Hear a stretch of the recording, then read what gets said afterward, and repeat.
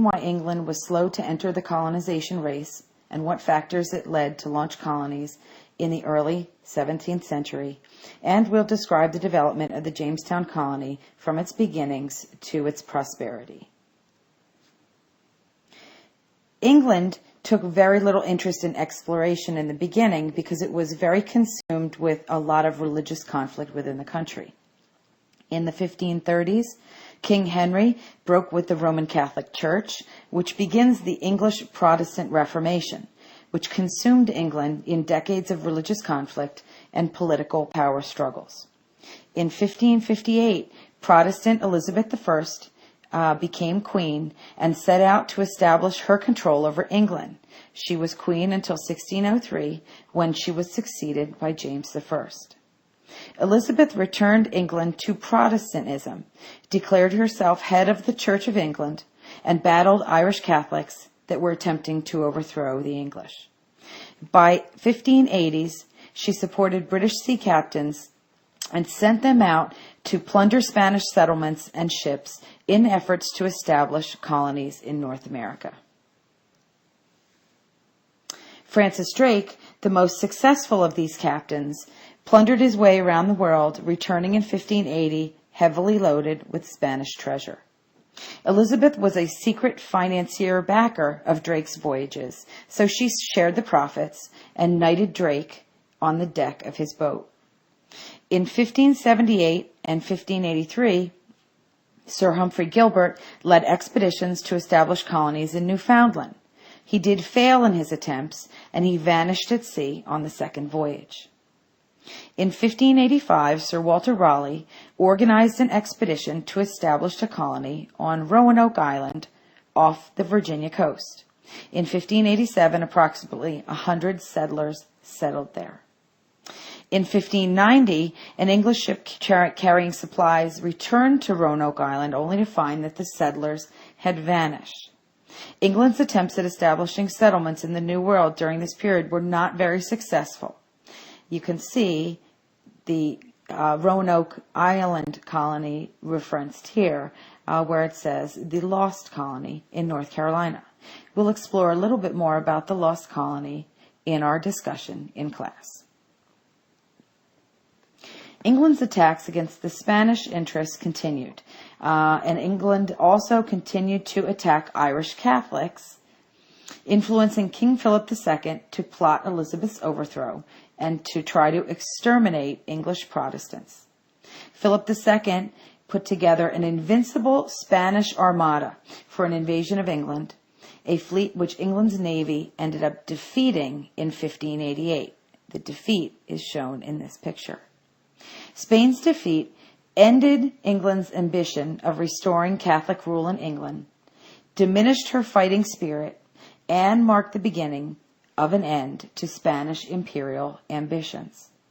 As a consequence of Elizabeth's victories over her enemies, she gave England religious unity, ended plots against her rule and her life, unified England under her rule, gave England a strong sense of nationalism and national identity, and began to establish England's supremacy on the high seas.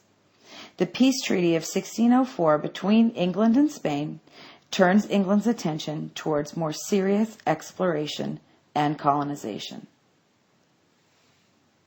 As the 17th century dawned, England's landlords began enclosing lands for sheep grazing, forcing peasant farmers off the lands and into towns and cities across the country.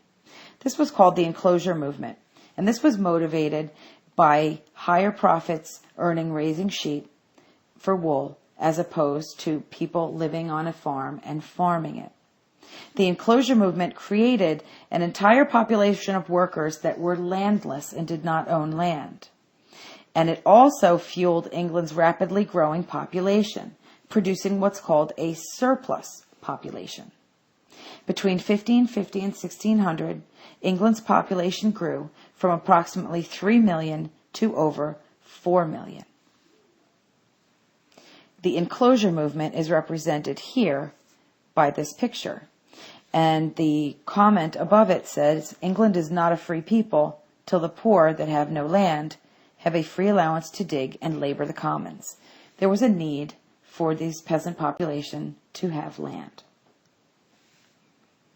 In addition, England's laws of what's called primogeniture stipulated that only the eldest sons were eligible to inherit the estates, which forced younger sons to seek their destinies elsewhere because there was no land for them to inherit.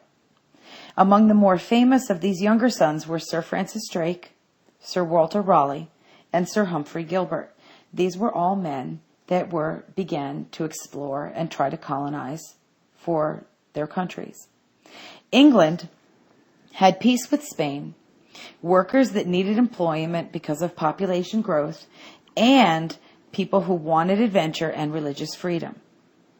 After Elizabeth's death in 1603, King James I succeeds to the throne, and in 1606, a group of investors formed the Virginia Company, which was called a joint stock company, composed of noblemen, gentlemen, and merchants who pooled their financial resources for the purpose of sharing financial risks and potential profits associated with colonizing in North America. It was a way to get wealth. James I granted the Virginia Company permission to establish a colony on 6 million acres of land inland from the Atlantic coast. You can see the Jamestown colony will be settling here. The lost colony at Roanoke Island was a little south in the area of North Carolina. Colonists arrive at the mouth of the James River in 1607. By May, they built a small settlement, and they named it Jamestown in honor of James I. Early settlers at Jamestown suffered attacks from Powhatan Indians, disease, starvation, malaria, and internal dissension among themselves. They had difficulty agreeing on rules. Between May and June 1607, the settlers and the Powhatan warriors fought repeatedly, eventually reaching a stalemate and a temporary peace. Powhatan, a powerful chief of nearly 14,000 Algonquin people who lived in the Chesapeake area, rescued the English by offering them corn for barter. Still, the colonists continued to die of disease, malnutrition, and starvation. More than 50 had died by September 1607. We'll continue to talk about the plight of the Jamestown colony in our next lesson.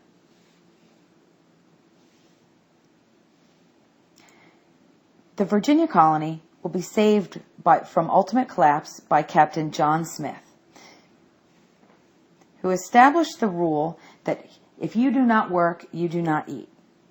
Smith traded with and plundered the food stores of the Powhatan Indians up the river. He kept 38 settlers alive until help arrived from England in 1608. Despite promises by the Virginia Company that the colony would make settlers and investors rich, most colonists died very soon after arriving, and investors never earned a penny.